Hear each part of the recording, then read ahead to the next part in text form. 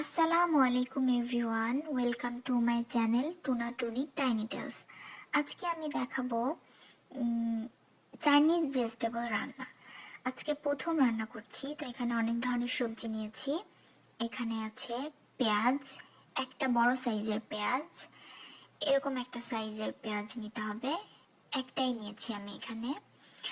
এখানে অনেক ধরনের সবজি আছে, তার মধ্যে রয়েছে এখানে লাল কালারের ক্যাপসিকাম, তারপরে সবুজ কালারের, তারপরে আছে গাজর, এখানে হলুদ কালারের ক্যাপসিকাম, তারপরে আছে এখানে ফুলকপি, তারপর ব্রকলি, আর আছে বরবটি, যেটা ফ্রোজেন, পরে দেখাবো। আর এখানে আমি পানিতে ভিজিয়ে রেখেছি চিকেনের লেগ পিস, যেটা আমি কেটে তারপরে দিব। তো এখানে চুলায় তেল দিয়ে দিয়েছি, তেলটা গরম হয়ে গিয়েছে। এর মধ্যে লাগবে আমার রসুন কুচি, দিয়ে দিলাম। এর মধ্যে আদা কুচিও দিতে হবে, কিন্তু আমার কাছে আদা কুচিটা নেই, তাই আমি এখানে সামান্য একটু আদা বাটা দিয়ে দিব।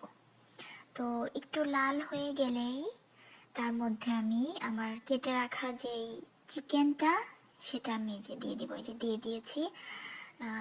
চিকেন থেকে পানি বের হয়েছে, তো চিকেনটা একটু সেদ্ধ হবে, যেহেতু আমি এটা সেদ্ধ করে নিইনি, অনেকে সেদ্ধ করে নেয়, তো আমি কাঁচাই দিয়ে রান্না করব। আর চিকেন স্টকটা সেটাও আমার সবজির সঙ্গে মিশে যাবে, এটা আলাদা একটু টেস্ট হবে। তো এখানে আমি যে সবজিগুলো সেদ্ধ হতে একটু সময় লাগে সেগুলো আমি আগে দিয়ে দিয়েছি, ব্রকলি, তারপরে অন্যান্য ফুলকপিগুলো। তো এখানে এই যে বিনস মানে বরবটি, তো এগুলো আমি পরে দেবো, যেহেতু একটা একটু নরম সবজি।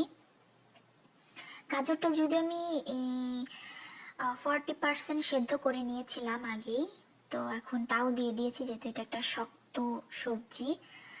তো এগুলা দিয়ে দিলাম, একটু সেদ্ধ হতে থাক। এর মধ্যে একটু পানিও অ্যাড করব, ওই যে পানি অ্যাড করে দিয়ে একটু কিছুক্ষণ সেদ্ধ করার পর অন্যান্য যে বিনস, তারপরে পেঁয়াজ কুচি, ক্যাপসিকাম, এগুলো সবগুলো আমি দিয়ে দিয়েছি।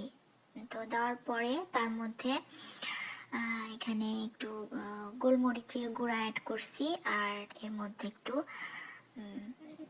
সয়া সস দিয়ে দিয়েছি। সয়া সস দেওয়ার আগে লবণ দেওয়া যাবে না, যেহেতু সয়া সসে লবণ থাকে। তো চেক দিতে হবে, যদি লাগে তারপরে দেওয়া যেতে পারে। তো এটা বেশি সেদ্ধ হবে না, সবজিটা দেখতে কাঁচা কাঁচা লাগবে, কিন্তু সেদ্ধ হবে, কিন্তু দেখতে লাগবে একটু কাঁচা কাঁচা। এটা বেশি নাড়াচাড়া করা যাবে না, তাহলে ভর্তা হয়ে যাবে। তো এখানে আমি গুলিয়ে নিয়েছি কর্নফ্লাওয়ার পানির সঙ্গে। কর্নফ্লাওয়ারটা আস্তে আস্তে দিয়ে দিতে হবে। তো এই যে আমি কর্নফ্লাওয়ারটা দেওয়ার পরে এই যে এমন হয়েছে। তো রান্না আমার হয়ে গিয়েছে, এই যে কনসিস্টেন্সিটা যেমন হবে দেখতে।